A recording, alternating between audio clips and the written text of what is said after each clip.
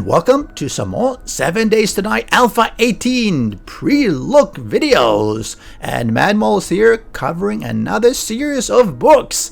And I think this is going to be a must for your bookshelf. No, actually read them first, and if you find a second set, then put them in the bookshelf or sell them or something. This case is going to be The Great Heist. Oh, that's going to be interesting. So books are, as opposed to the perks that you unlock with your perk points that you get from your levels and leveling up, these ones you have to find, sort of like the old books of old I guess Alpha 16 and 15 and 14, etc., where you found these books and you read them and something happened. And in this case, it's going to be something along the lines of different perks. Interesting? What do you think? I kind of like the mechanic, and we'll see where it ends up, but let's go watch what Madmole says and what he is explaining as far as The Great Heist. So we're here today to talk about The Great Heist, a new book series you can find in 7 Days to Die, Alpha 18. And each book unlocks a special perk, so let's get right into it. This will help you do more damage to safes. You know, most of these books are, they're pretty much a small ability, but then when you collect all of them, it unlocks a pretty good final perk. So 10% more damage to saves, not too bad. I mean, it's a small extra ability that it's not going to significantly change your gameplay, but it helps. 10% extra just makes it 10% faster to break into the safes. Not bad. This one, use it. Alright, so the next one, gems, uncover the rarest hiding places of precious jewelry and gems. So this one here, you're going to find 10% more jewelry and precious gems. And that's kind of interesting. I'm thinking back, how much jewelry and precious gems have we been finding?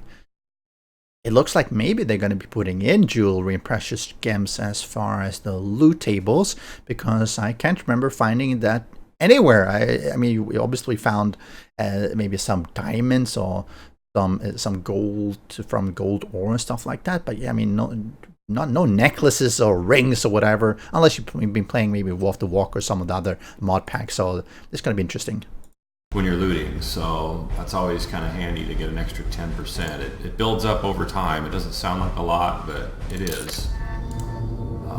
Time charge. This one lets you craft the new C4 time. And that is one of the things that I've been I think is somewhat odd. I think that something like time charges, I don't think should be as part of a book, because it's being able to craft time charges is quite significant compared to getting, say, an extra 10% of gem loot or doing 10% extra safe damage. But this is an entire new thing. This is an extra explosive that you have the ability to make, that until you find that book, and again, they're pretty rare, and there's like 100 of them, it's going to take you quite a lot of book findings before you can actually get this one, and I think that's a little bit too overpowered.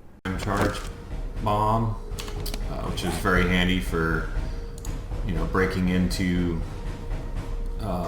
player bases, safes, doors, whatever. It's a concentrated kind of a pretty awesome bomb. One other thing you can do with it,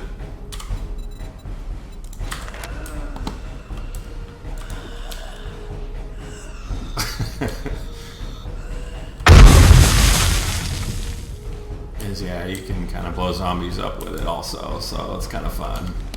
And I think it's cool. I don't think it should be locked behind a book. Again, I'm a firm believer that whatever you unlock as far as I guess the books should be things that either impact the game in a sort of I'm not going to say realistic fashion, but it's something that is balanced.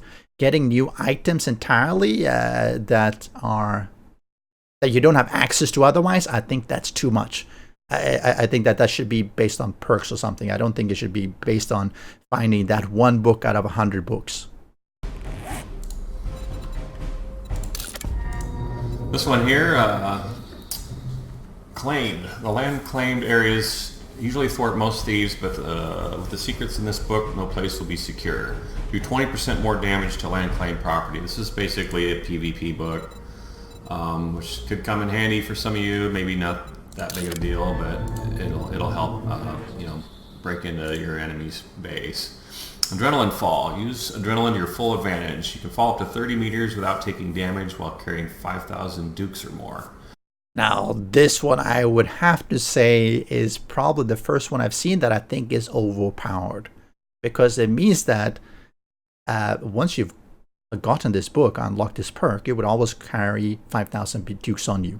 There would be no reason not to, because 30 meters without taking damage, I mean, you can jump off a lot of the buildings and not take any damage, and means that you're not going to break your legs or anything. And I don't think that's a very fair perk, because it's compared to some of the previous one where you got, you deal 10% more damage to save, or you find 10% more gems. But this is 30 meters. If it was 3 meters, maybe, but 30? I mean, that's more than any perks that you can get from leveling up will give you. So as long as you've got 5k dukes in your inventory, you can jump and fall quite a ways without taking damage. So that one's kind of cool. If you see someone jump out of a building in PvP and they land and they don't die, you know they're carrying some coin on them, so you might want to go after them. I think it would be kind of interesting. The Great Heist, Volume 6, Stealthy Sprinting. Sneaking quickly without getting exhausted takes practice, but isn't impossible. Use no stamina while sneak sprinting. So this is kind of nice, when you're sneaking and you're holding shift, you can sneak a little faster, but it's using stamina. So once you read this book, it won't use any stamina.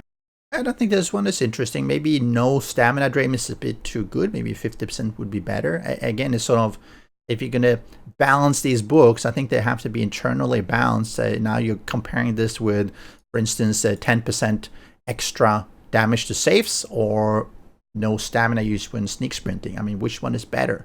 And you can move with that extra speed boost, which is kind of nice.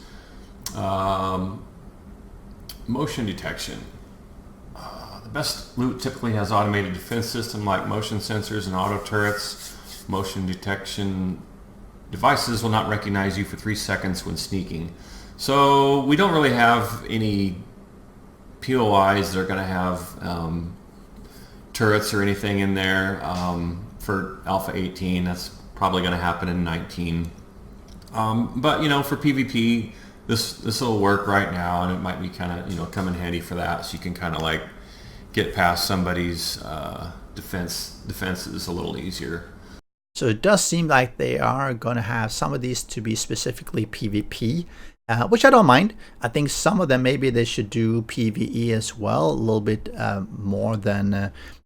having a specific that is only useful in PvP, like doing more damage to the land claim, I think that's fine. Maybe you should have something for when you cooperate with your friends instead of when you are against your enemies, would also be cool. Maybe, friends near you take, deal more damage, or you can heal them or something better.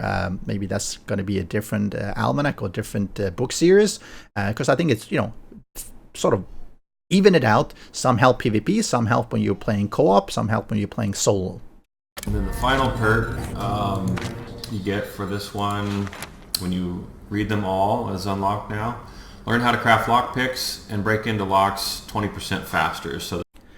And I think that's another example where I'm a little bit hesitant to say that it's a good idea, because you look at these ones, crafting plastic explosive, that's really good.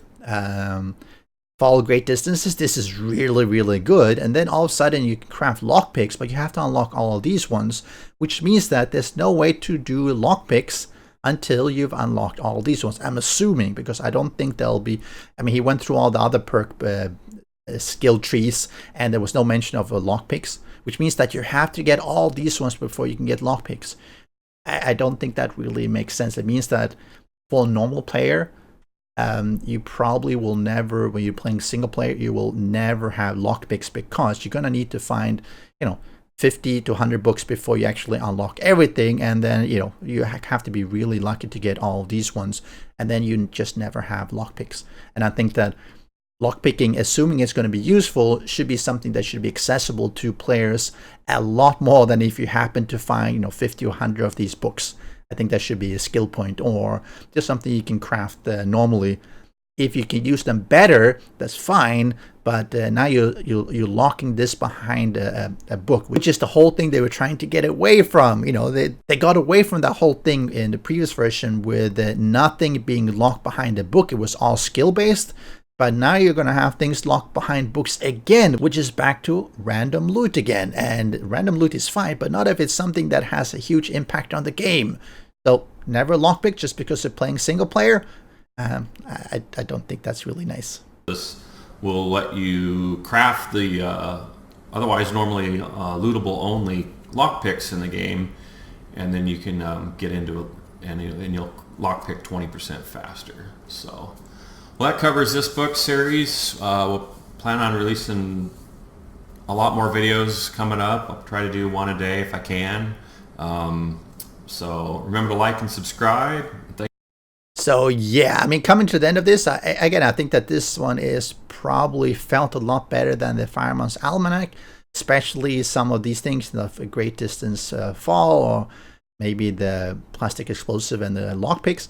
Again, I think that, let me know what you think in the comment section below. But for me, at least, I think that some of these things are going to be OP.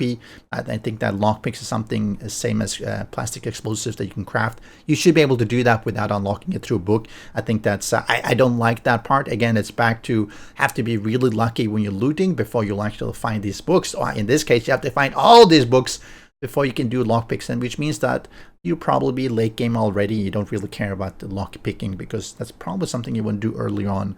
Later on, you probably have really good weapons or sledgehammer. You can break through safes pretty easily, and who cares about lockpicks then? But let me know what you think, and I will catch you again. Special thanks to the great patrons supporting the channel. If you would like to join the vetted community and support these videos, do follow the Patreon link.